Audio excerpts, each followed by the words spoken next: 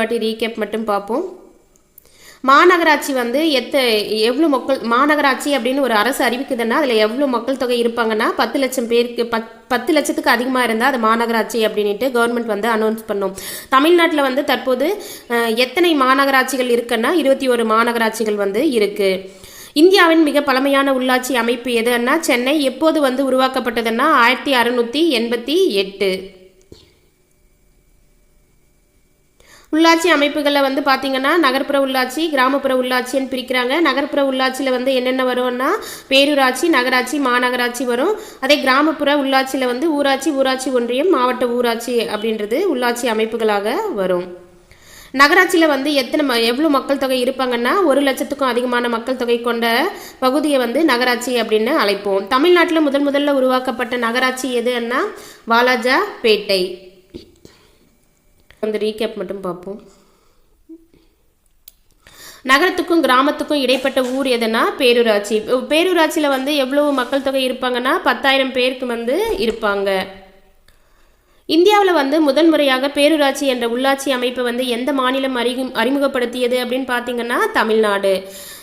மாநகராட்சிக்கு தலைமை நிர்வாகியாக யார் இருப்பாருன்னா ஆணையர் வந்து இருப்பார். இந்த ஆணையர் வந்து யாருன்னு பார்த்தீங்கன்னா இந்திய ஆட்சி பணி அதிகாரி ஒருவர் தான் வந்து ஆணையராக வந்து நியமனம் பண்ணுவாங்க. நகராட்சியின் அரசு அதிகாரி யாருன்னா நகராட்சி ஆணையர். பேரூராட்சியின் நிர்வாக அலுவலர் யாருன்னா செயல் அலுவலர். கிராமங்களில் செயல்படுற உள்ளாட்சி அமைப்பை வந்து எப்படி அழைப்பாங்க? கிராம ஊராட்சி அப்படின்னு அழைப்பாங்க. கிராம ஊராட்சி வந்து பார்த்தீங்கன்னா மக்களுக்கும் அரசுக்கும் இடையே வந்து இணைப்பு பாலமாக வந்து செயல்படுது. ஒரு வாட்டி ரீகேப் பார்ப்போம். வார்டுன்ட்டு எதை சொல்லுவோம் அப்படின்னு பார்த்தீங்கன்னா தொகுதிகள் பகுதிகளை தான் வந்து வார்டு அப்படின்னு அழைப்போம். மாநகராட்சி தலைவரையும் நகராட்சி தலைவரையும் வந்து பார்த்தீங்கன்னா மறைமுக தேர்தல் மூலயமா உறுப்பினர்களே வந்து செலக்ட் பண்ணுறாங்க. ரீகேப் பார்ப்போம். கிராம சபை என்பது ஒரு நிரந்தர அமைப்பு.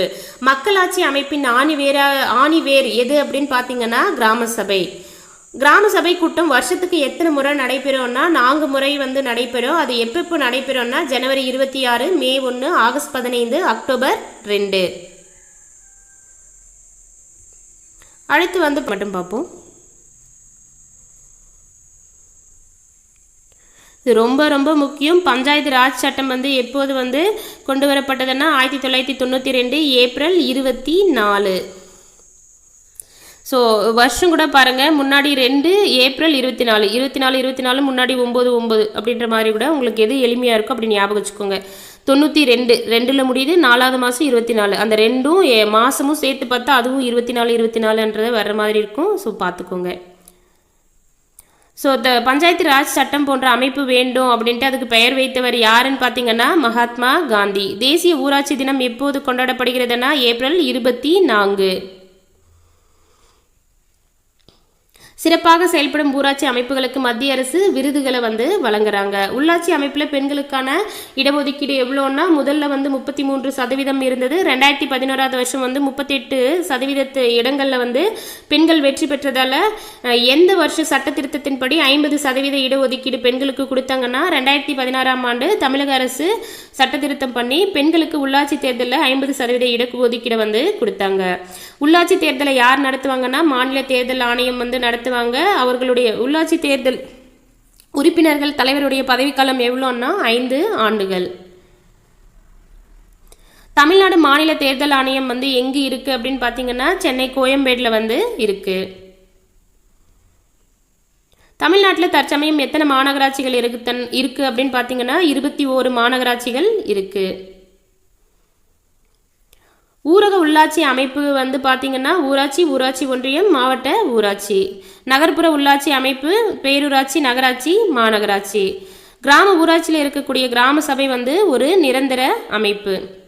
அவ்வளோதாங்க, இதோட வந்து இந்த லெசன் வந்து முடியுது. அடுத்து வந்து 9th வந்து உள்ளாட்சி அமைப்பை பற்றி கொடுத்துருக்காங்க. ஸோ அடுத்த வீடியோவில் வந்து 9th இருக்கிற உள்ளாட்சி அமைப்பை பற்றி பார்ப்போம். தேங்க்யூ.